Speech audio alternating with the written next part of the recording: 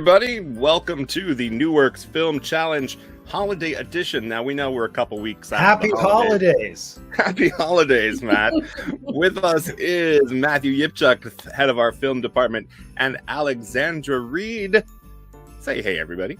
Hi. Hey, Happy New everybody. Year. When do you officially stop saying Happy New Year? Once you instinctively start writing the right year on checks and other assorted things. So March. Yes. Sounds good. Sounds good. Now, friends, we have two videos with us for the Holiday Film Challenge this year. We had 4, but due to the pandemic, 2 people could not complete their videos. So they're out of the competition. So it came down to these 2 head-to-head. We have one called The Shopkeeper, brought to us by Matthew Hughes, and one called A Pleasant New Year, brought to us by Rob Woodcock. Now, friends, without giving too much away, what did you think of the videos that were submitted to us? I enjoyed them. I really liked them. Just like last time, what we saw, my favorite thing about this whole process and this competition is just seeing how different minds and different creators specifically interpret and visualize the same piece of text, which is just, like, to me, that's what I find really fascinating. And I think what was cool about this second go around is just how vastly different the 2 pieces were. There were some similarities narratively in the last piece of text that we gave them, but I'm not sure what it was. Maybe it was just this specific script or the filmmakers taking bigger risks this time around, but we got 2 films that are so like starkly different. Mm-hmm. It's fascinating. Mm-hmm. Now, for the audience at home that does not know what our NewWerx Film Challenge is all about, Matthew prepared a 2-page script.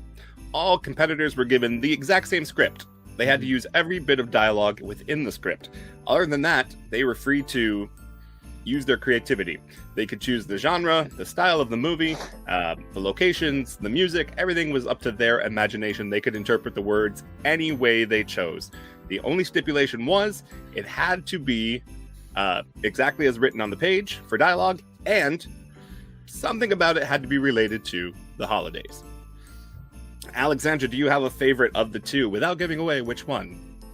Do you have like a definite one above the other? It's so Spill hard. the tea, sis.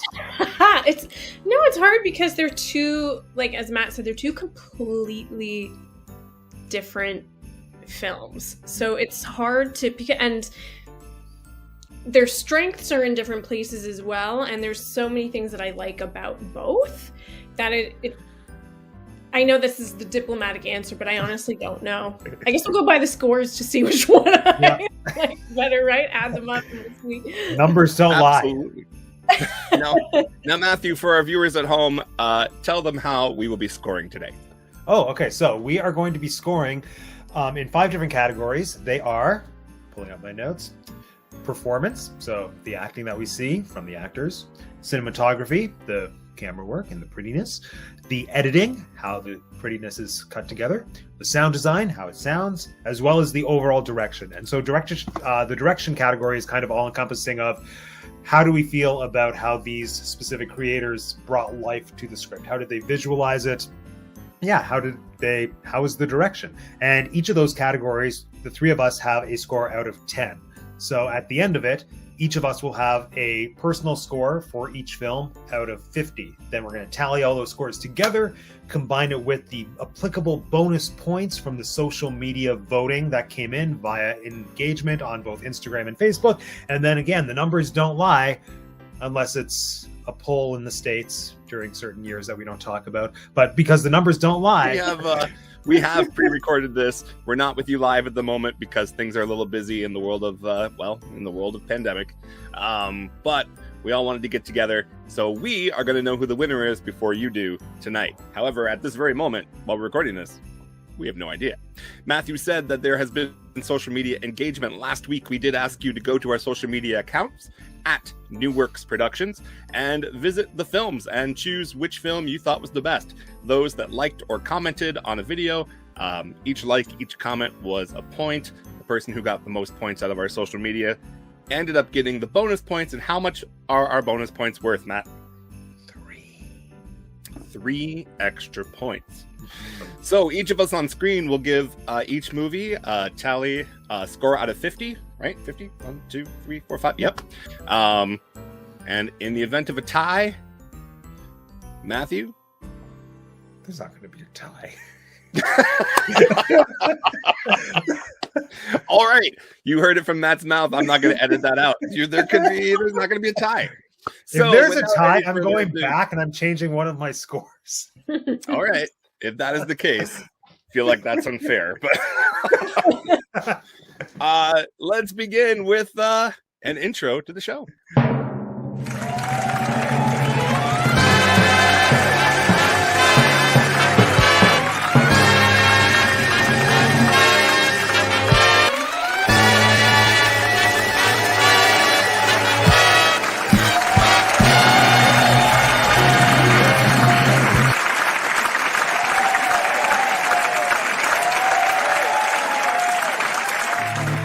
Like a challenge.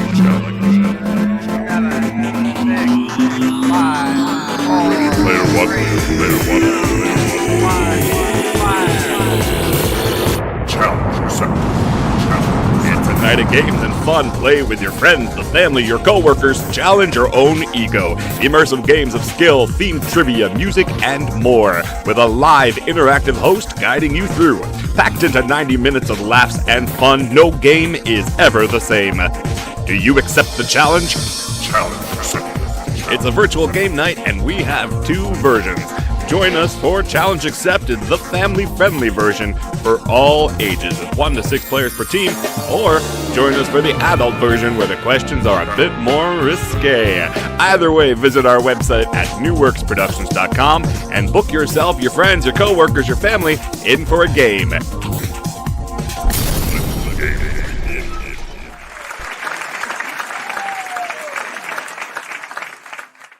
All right, the sounds of a live audience. How beautiful that would be.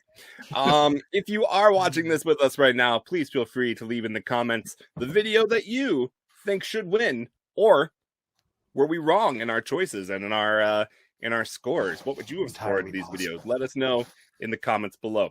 We are going to show you our first video of the night. We have 2 again. The first video is The Shopkeeper, brought to us by Matthew Hughes. Now, if you saw our NewWerx Film Challenge, when did we do it, Matt? Back in the fall? 2020. For Halloween? 2021, back in the fall. This film sort of has a continuation feel to the last one, although at the same time, you do not have to have seen the last one to get the gist of this one. So once again, from Matthew Hughes, this is The Shopkeeper.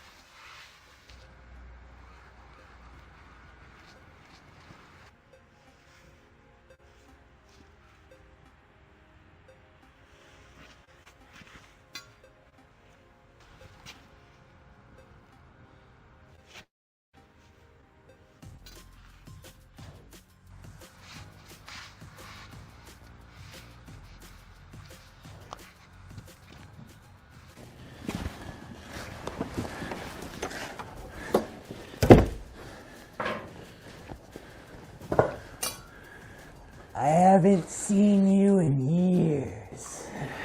I know. It's been too long. What can I do for you? Next year needs to be different. Well, what can I do for you? Can you fix this? I'll see what I can do. What do you mean? Take this. Take it.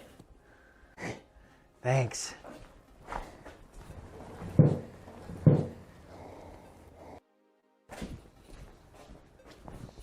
Thank you for coming back.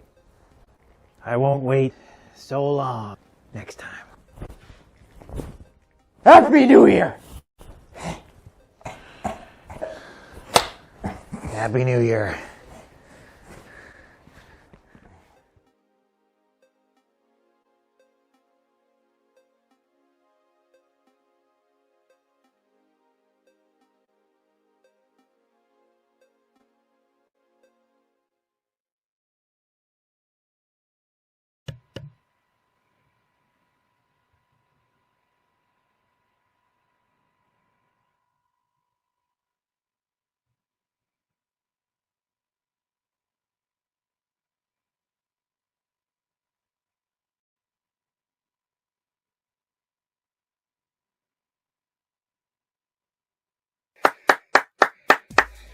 All right.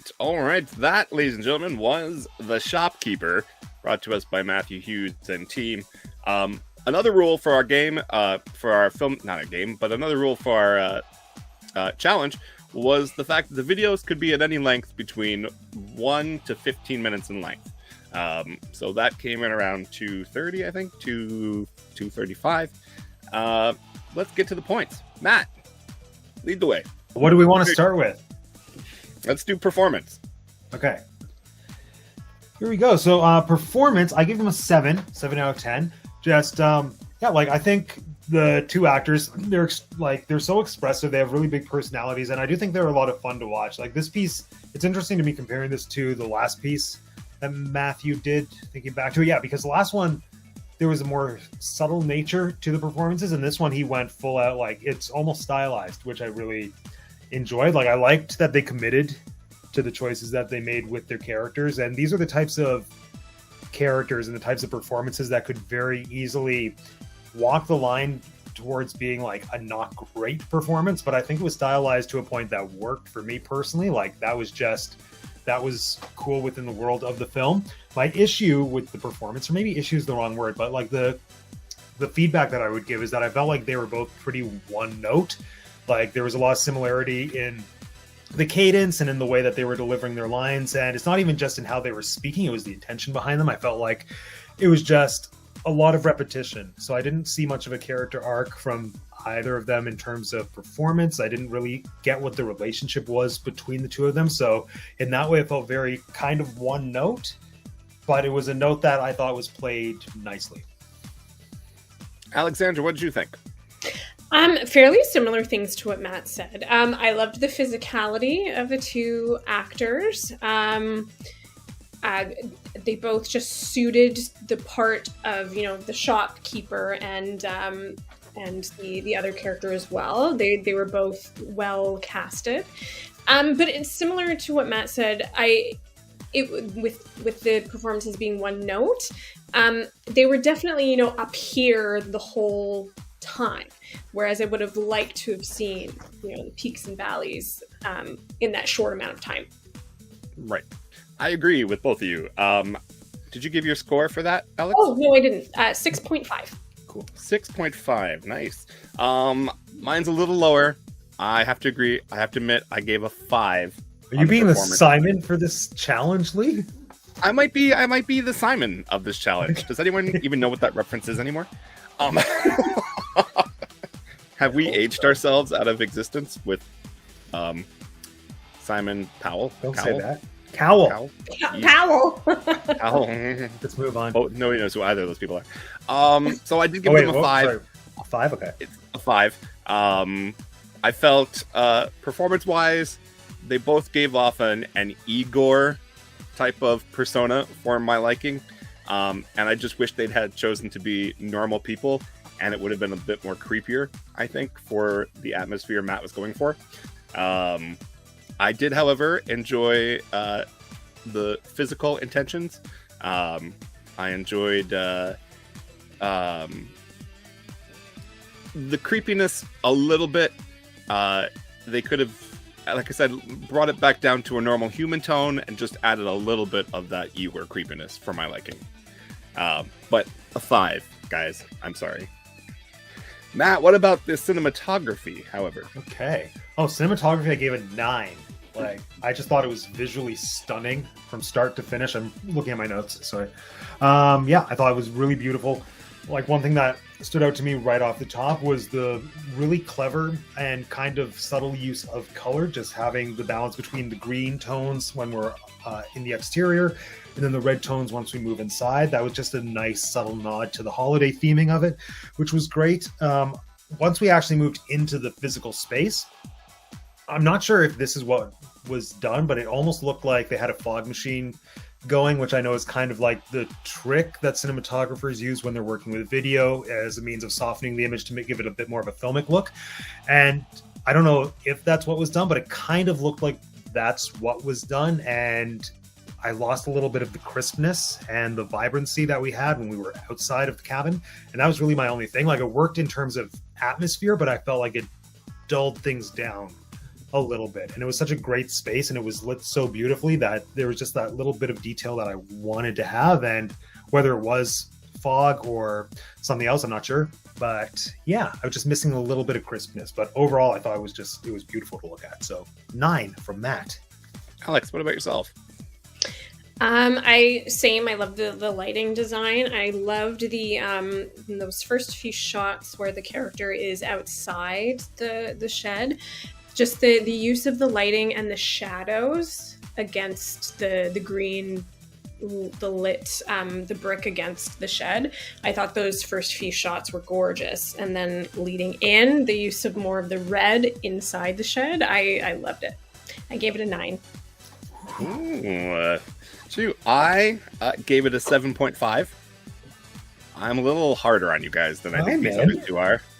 But there's always room to improve. So I gave it 7.5. The very beginning of the film, where it's just 3 random shots, the first time I watched it, I thought it was a mistake. I thought that before the title came in, I thought it was just like the editor forgot to clip that part out. When I saw it a second time, I was like, okay, I get it. You're setting up where we are. But I kind of got that anyway after the title sequence. I do agree. I love the shadows. The first thing I noticed right off the bat was the use of the green light and the red light for like the very subtle hint for the holiday feature, which I thought was great. And being a horror movie fan, when we got inside, I kind of loved the haze and fog atmosphere of the video. It did give it a very creepy, just ominous, why is it that way type of feel for me. And I did enjoy the shots that included like his breath, seeing his breath come out. I thought that was clever. I feel like somebody actually was like, oh, we can see this. Let's get a good close-up shot of that. So a 7.5 out of me. But I did pick up on little nuances here and there that I really appreciated. Matt, editing. Yes. Okay, editing. What did you think of the editing? Yeah, like, I thought the editing was really great as well. For the editing, I gave an 8. I thought the editing on action was seamless throughout the entire thing, and the editing was just really driving the energy forward throughout the entire piece. I thought the editing was very smart. It was like just expertly executed.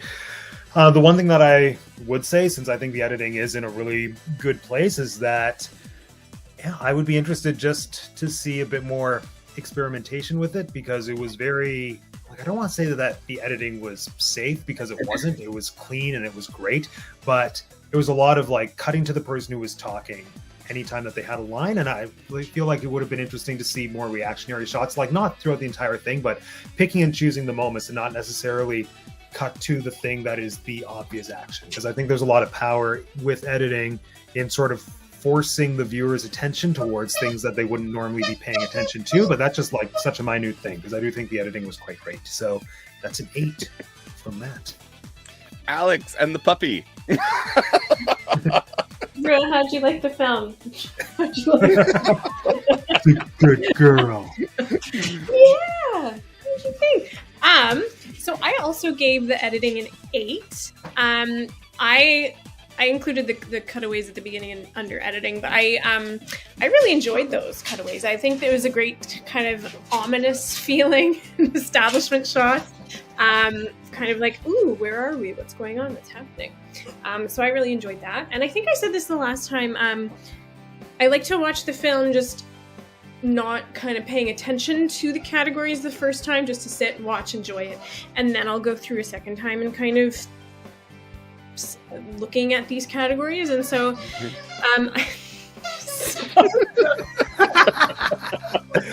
Yes.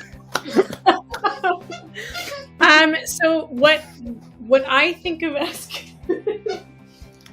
good editing is that I didn't notice the editing in that first watch of, like, you know, shots that were like jarring or anything like that, or if like, oh, they did that weirdly or anything like that. Like, I didn't notice it the first time I watched it.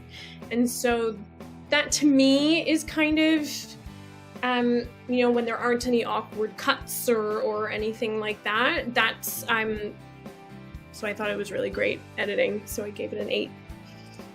I not as high as you guys, of course. I gave it a 6.5. Simon. I felt like there were moments that lingered a little too long that could have been tightened up, or shots that could have just been a little tighter from time to time.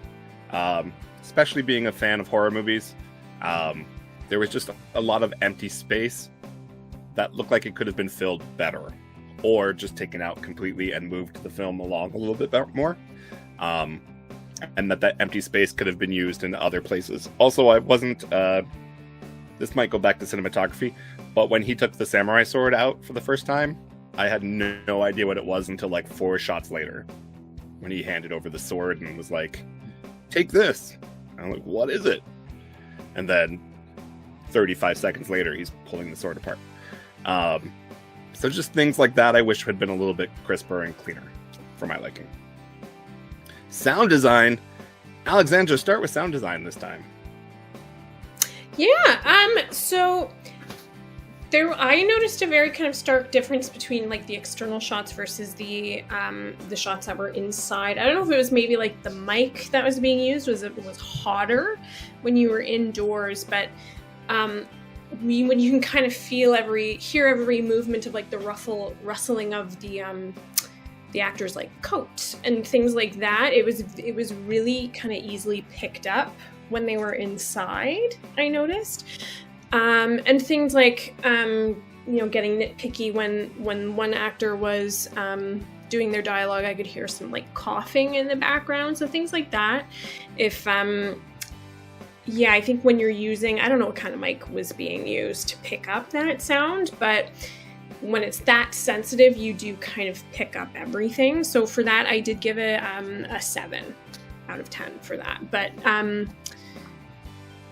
I loved the music underneath. I thought it worked so well with the film. Nice. And now, before you give your score, just a reminder to everyone watching. Now, some of us are giving generous numbers, and myself not so generous. But there is $100 on the line for the winner of this competition from NewWerx Productions, and 4 tickets to any of our upcoming productions in the 2022 season. So, we're not going to give them away for free. Got to work for these, friends. I'm entering the next one. What? You should enter the next one? Yes. Maybe you should. Maybe you should show them your expertise. Matt, what's your score on sound design? The sound design, I gave an 8 as well. I think it was a very well mixed film. I think the sound was clean. It was clear. It was consistent. My only thing that would have bumped it up higher is that, creatively speaking, I think they could have pushed things a little bit further. We had the ambient music, which was nice. But what did I write here? Sorry. Yeah, so the ambient music worked, and it was a great complement to the action that was happening, but I think there was so much more that could have been done because we had such a beautiful, visually dynamic space, and I think there were so many opportunities to have that complemented through the sound design, because so much of the viewing experience is linked to sound design that people don't necessarily realize. Sound design is usually taken for granted, and I think aesthetically, visually, as we've established, the cinematography and the location were beautiful, but I think if they just layered in a bit more ambient sound to really heighten the tension, that would have amplified it to so much more. I agree with Matt 100% there. I gave a 6 for sound design, but the dialogue was crisp. What was driving me nuts is that the background music, whatever was used, was so quiet in the mix. that I had to literally crank my computer to hear it, or my buds to hear it. I wish that had been crisper, more like a horror movie where you can kind of feel the tension build throughout the piece. And the end, when the alien or whatever that is, I'm sure down the line we may learn, was coming out of the bag. There was slime in the bag, and there could have been a great sound effect of that, Like a squish. Yeah. squish sound. The crunch of leaves or snow when he was outside getting into the building would have been nice. Like a little creak of the door. Those type of, or when he took the sheath off the sword, there's that sound that could have just heightened all of that up a bit. That's right, the Foley sounds on a movie go underrated. You never really realize that everything you hear has been re-recorded to give you that atmosphere sound. So I think a 6 for the sound design. Everything could have just been elevated a little bit more for my liking. Alex, what did you give in our final category for direction? So I gave 8.5 for direction. I love that this one is so closely related to Matt's first film. And I also love the open-endedness of it with that post-credit scene. And I loved the way that the dialogue was was interpreted. Had me wonder what's going on and like what's in the bag, and it just made me want to know what happened right before this and what is going to happen right after. Like you're just seeing such a short little amount of time and you're like, well, what happened? Why is he going to the shopkeeper? So I like that so much was said in that 2.5 minutes. And for those that didn't see Matt Hughes' first submission, they found a slimy egg in that film, and they ran with it and left the building. That film was also left open-ended. So I'm assuming in this bag is the slimy egg, but it's in new hands. The person who had it in this video is not the same person who had it last time. So as Alexander just said, what happened between those two films? If they're connected, how did this guy get it? Why is he taking it to the shop? And why is he getting a sword? Matt, what did you give the score for direction? So for direction, I gave a 7. And I agree with everything that Alex said, but then it didn't work for me, which I guess is just the difference of opinion. I fully agree with all of it. But yeah, I wrote down that there's a very clear directorial vision at play, but I personally don't know what it is. So I love that you've created this beautiful mythology specific to this film that may or may not carry over into the last film that we saw from Matt, but it feels like it's a mythology that I don't know the rules of and we don't really have enough time to necessarily establish. And it felt like some of the lines of the dialogue didn't necessarily mesh with the action that was happening. Like the samurai sword, I think, is a good example, whereby that to me felt like an action that was there solely because we had that line of dialogue.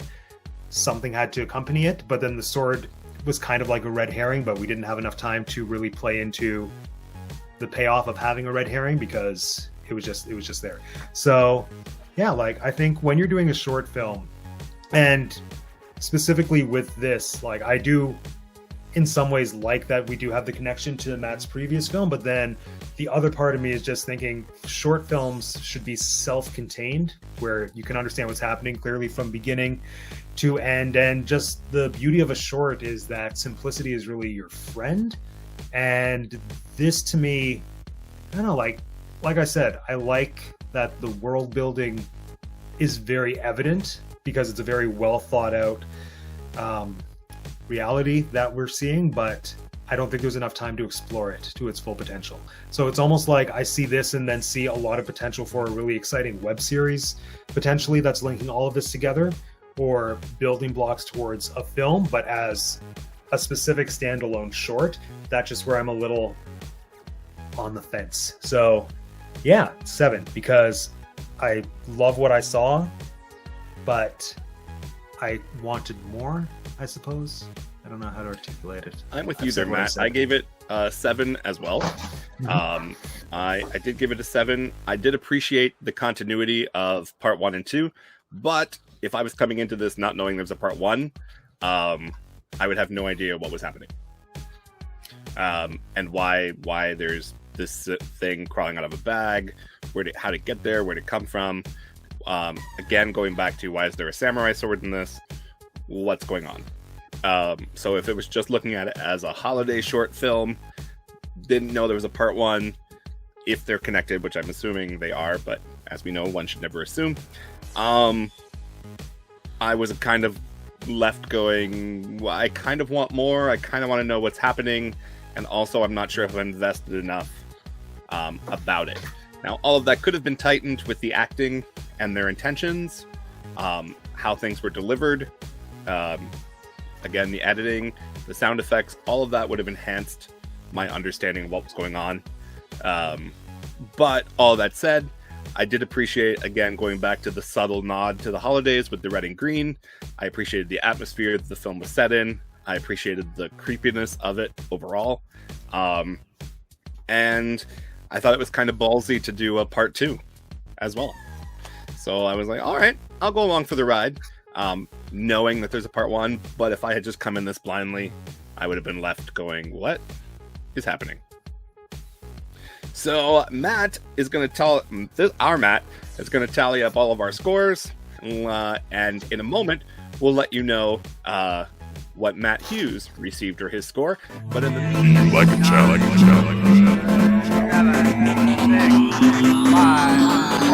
Player one. Challenge accepted. It's a night of games and fun. Play with your friends, the family, your co-workers. Challenge your own ego. Immersive games of skill, themed trivia, music, and more. With a live, interactive host guiding you through. Packed into 90 minutes of laughs and fun, no game is ever the same. Do you accept the challenge?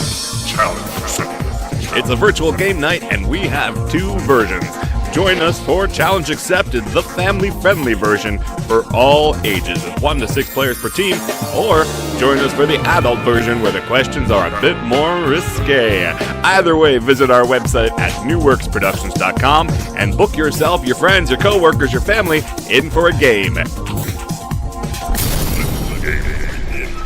But in the meantime, it's time to move on to movie number 2. So, this movie is called A Pleasant New Year. It was brought to us by it was brought to us by Rob Woodcock, and let us begin.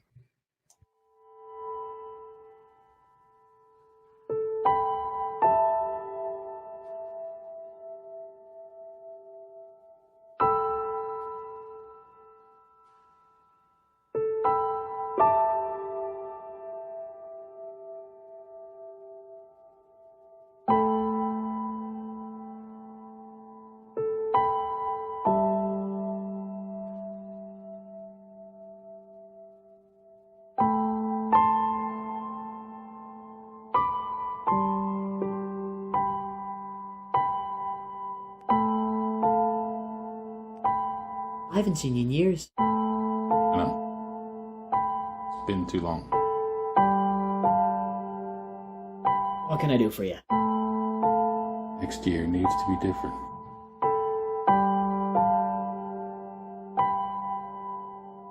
What can I do for you? Can you fix this?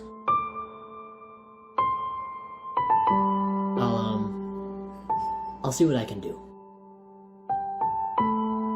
What do you mean?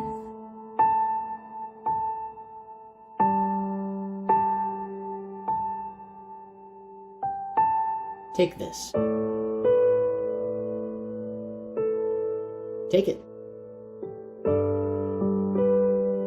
Thanks.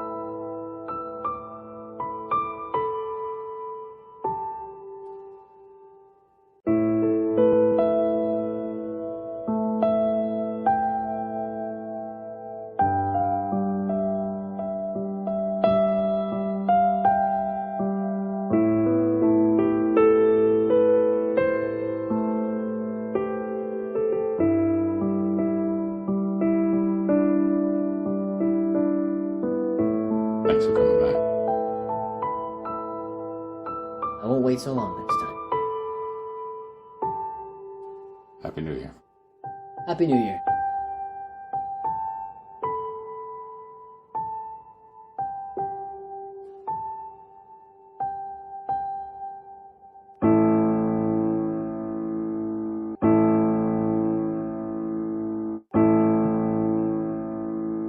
All right, that was a pleasant New Year's brought to us by Rob Woodcock. All right, going right off the top, performance. Matthew, what'd you think?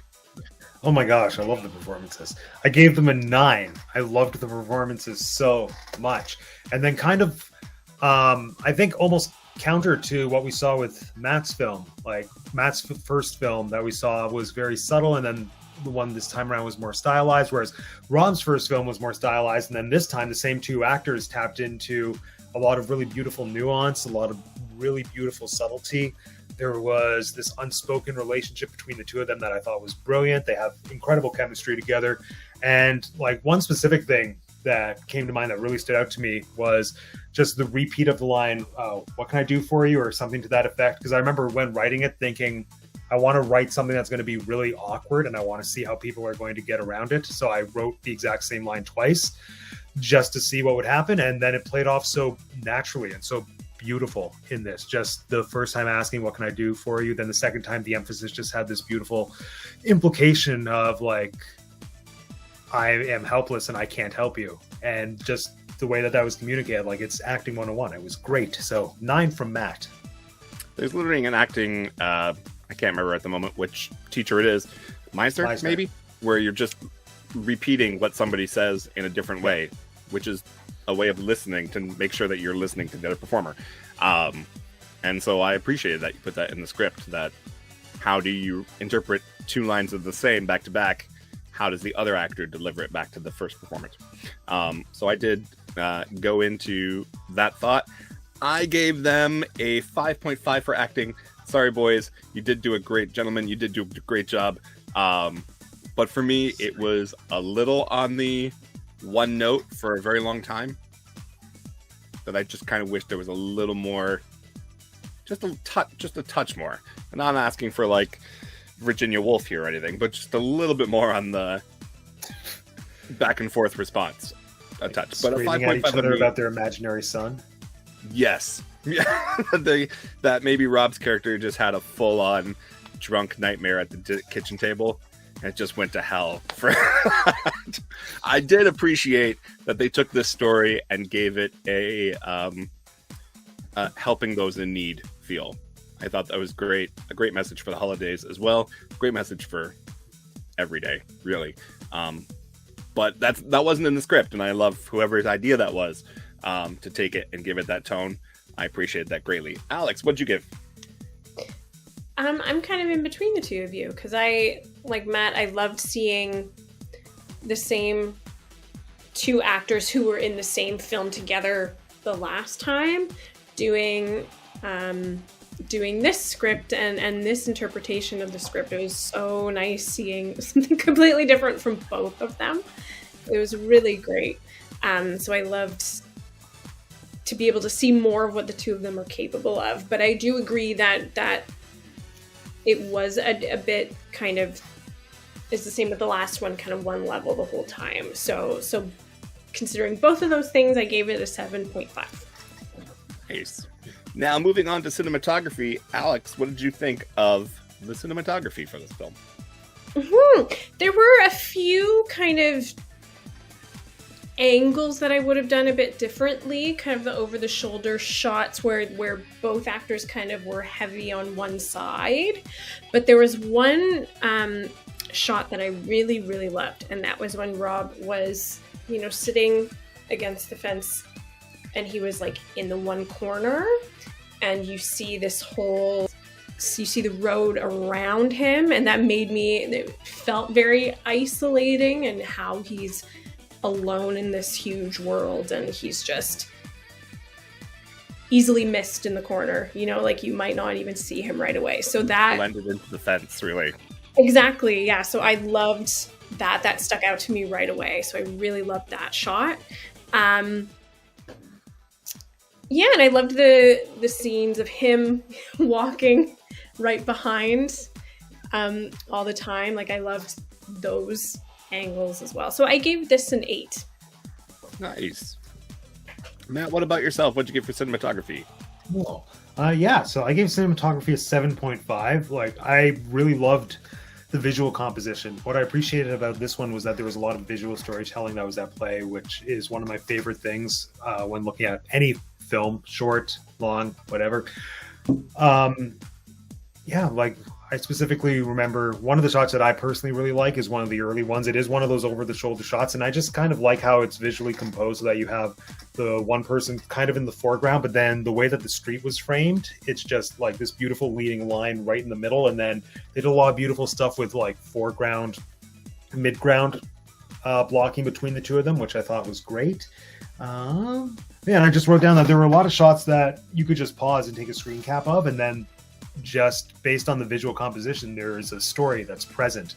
And that's one of the most exciting things, I think, as a filmmaker that I like aspire to do and that I want to look for. So I started seeing seeds of that in this, which I really appreciated because there was a little bit of that in the last film that we saw from Rob, but this one really leaned into the visual storytelling, and I thought that was great. Like, I think we really could have benefited from having some close-ups because a lot of the shots were composed either as wide shots or medium shots, and because this film was directed like really nicely to tell the story through visuals, that could have been amplified by giving us like a close-up of the empty Tupperware, a close-up of the sandwich when it's offered, because there was so much more at play beyond just the two actors, and it was shot to really just highlight the two actors. But I think the whole thing could have been pushed and amplified that much more if we got in a little bit closer and moved away from just the medium shots. I do agree. For me, there was a little too much of the medium and far long shots, and I could have used a lot more like emotion in the face. I didn't know that he took a piece of Tupperware out of his bag the first time I watched it, so like Matt just suggested, I would have enjoyed seeing a close-up of that, a little more of what's in the bag type of idea, same as in the last film.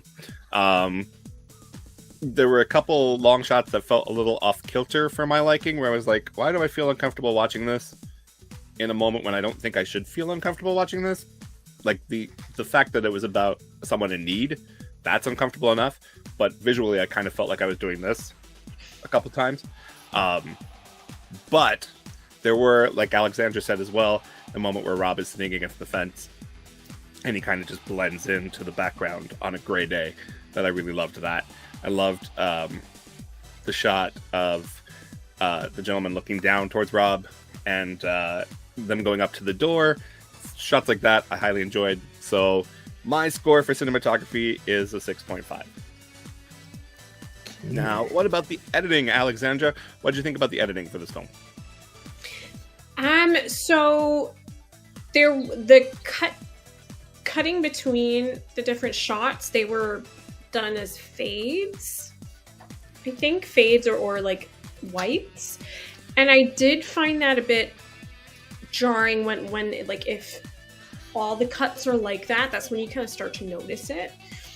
And then there was one right at the very end. I think it would have benefited from cutting the scene just like a second or two earlier.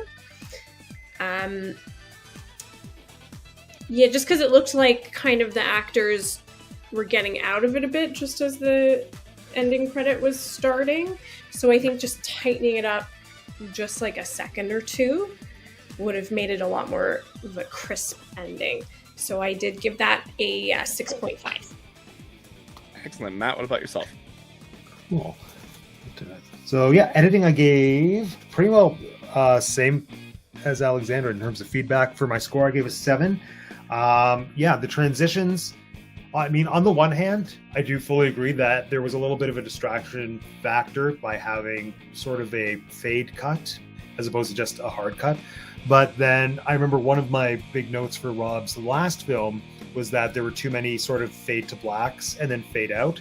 So I like that the note was taken, and it, I think, paid off tenfold, just I would advise moving forward, just pick and choose your moments to use a transition that has a flourish as opposed to just a hard cut. Because I think the cuts were all in pretty good places. If they were just hard cuts, except for maybe one or two poignant moments, then the flow would have been there. I do agree that there were some moments that could have been tightened up a little bit, and then there were some nitpicky things, just like matching motion, essentially. So that I remember there's one of the shots where we see the two of them walking.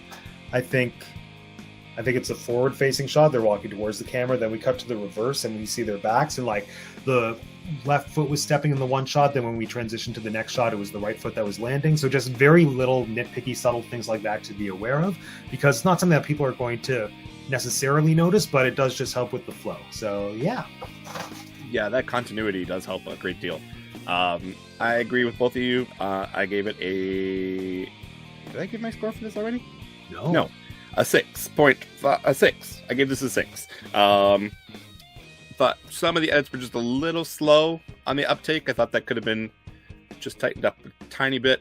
I did appreciate that the dead air kind of gave an awkwardness to how do you deal with someone in need when you're not sure what to say or how to do it. But overall, I enjoyed it. So that is a 6 for me on the editing. Sound design, I'm going to give them a 6.5 on this one. I did appreciate that the sound was redubbed, that they were outside, did their lines, and somewhere along the line went back in and redubbed their voices to take out that air atmosphere, and just to give us more crispness in their outside dialogue. And I enjoyed the song choice that they used for the film. It gave a nice haunting atmosphere to a piece of tough information. What about yourself, Alex? Yeah, I loved the choice of song, and I loved that. I know that last time, if I recall correctly, the music was a bit too loud in their first film, and it would kind of fade out a bit with the dialogue. So I love that there was more balance between the music and dialogue, and this time around, I know it was overdubbed, but in that case too, when things are overdubbed,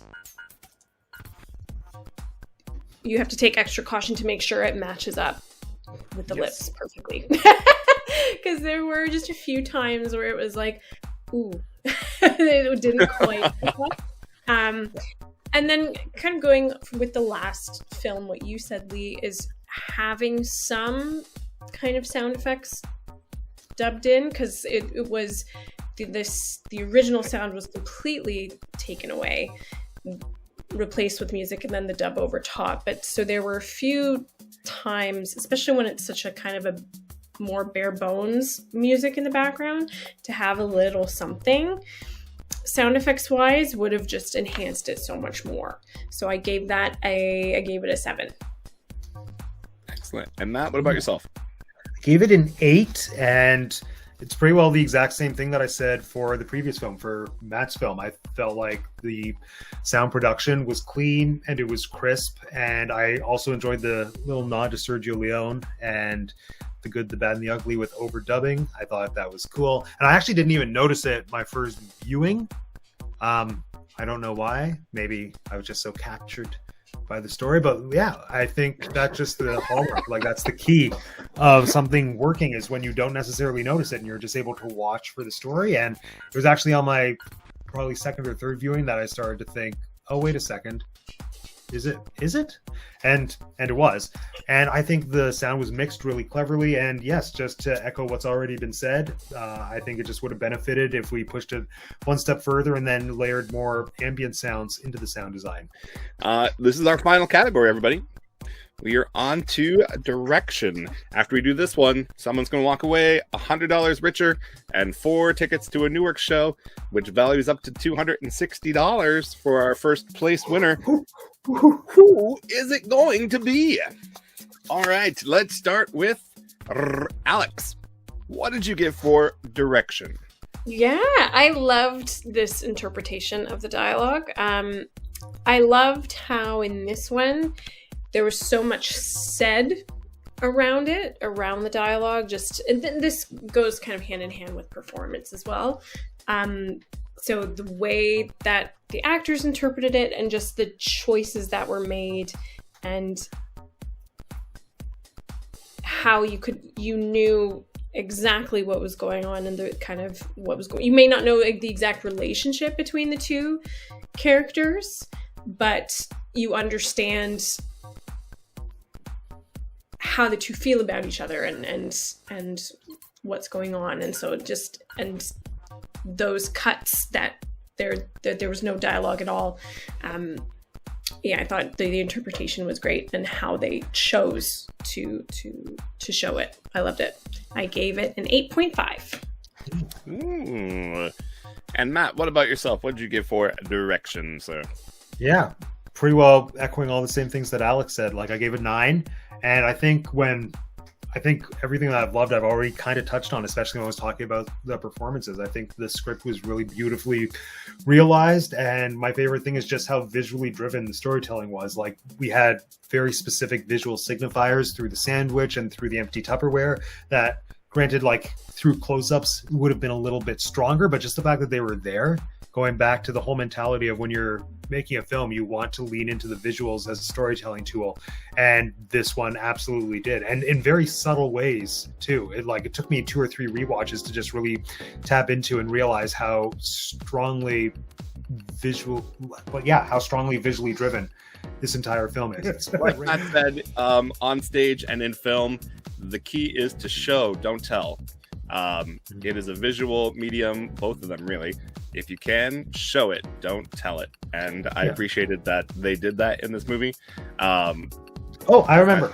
Here we go. Yeah, go ahead. No, the other thing that I loved so much that I found really thrilling is just the choice to really stretch out the story so that it wasn't just an isolated conversation. And I think that's something that when you're interpreting and adapting a text, like specifically since my favorite types of movies are adaptations either of stage plays or of musicals, and going to West Side Story as one of the more recent examples, like with America, one solid song, but then the way that they montage styled it, essentially, where they made it so much more than just the one isolated experience of them communicating through music, like on a rooftop in the original. The fact that they bring it into different settings within New York City to just really flesh out what is happening narratively, like that to me is one of the most exciting things people can do when they're reinterpreting a text for film. And like that's what this was. They hit all the lines in the order that they had to happen, but the lines were just kind of like the narrative dots, and then they used the visuals to connect the dots, as it were. And I think that's what I loved about this film so much, is that it became so much more than just reading the lines on the page. Those were just kind of the support beams, and then everything else was fleshed out really beautifully.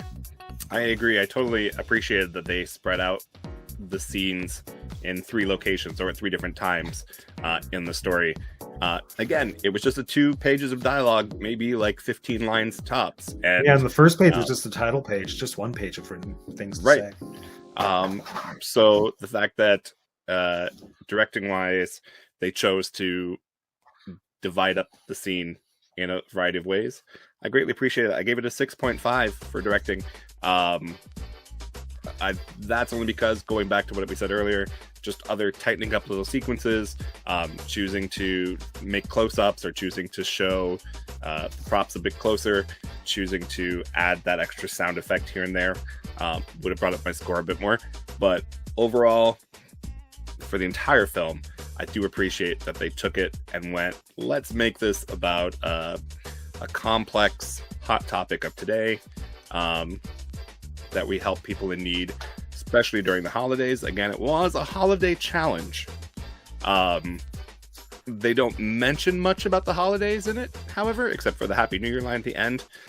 There's not much reference to the holidays unless you look at the turkey leg and go, oh, they had Christmas dinner. But I do appreciate that they took that topic and used it with that dialogue. So I gave a 6.5 for direction. Now, Matt, you're going to tally all those up. We know who the social media winner is. So again, somebody out there is going to get 3 bonus points to their final score. All right, Matt, what are our scores for these 2 films? It is close. It is so close. Okay. So, perfect New Year, Pleasant New Year. Pleasant New Year has 109 points. Ooh. SK, Saskatoon. Shopkeeper. Shopkeeper has 110 points. Oh. No. Oh, So the wow. bonus points could make a difference. Oh well. Who is gonna get the bonus points? Will Rob take the lead? It's 3 points. Will Rob take the lead, or will Matthew go home a second-time winner with another $100 in his pocket? Yep, Chuck. Drum roll, please. Do you like a challenge?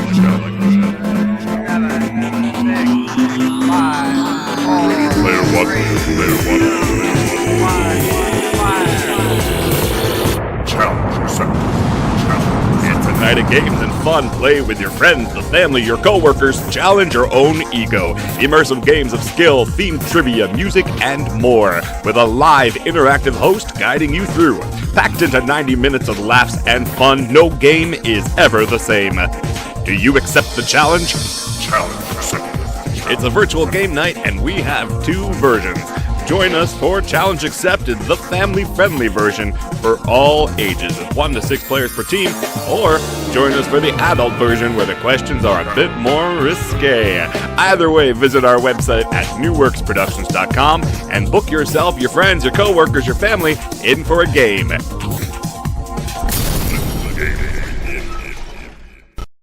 Oh. No. Oh, So the wow. bonus points could make a difference. Oh well. Who is gonna get the bonus points? Will Rob take the lead? It's 3 points. Will Rob take the lead, or will Matthew go home a second-time winner with another $100 in his pocket? Yep, Chuck. Drum roll, please. I got nothing. All right. Who is it? Put Who in is the our same- winner for the Tears Film Festival? Matt. Matthew Hughes. Yeah. Imagine if we had sound editing that there's great music here. See how important that is? See how important an audience cheering right now and sound of just trumpets blasting would be? Oh, it's In hurting fact, my ears. Just listen to this cue right here.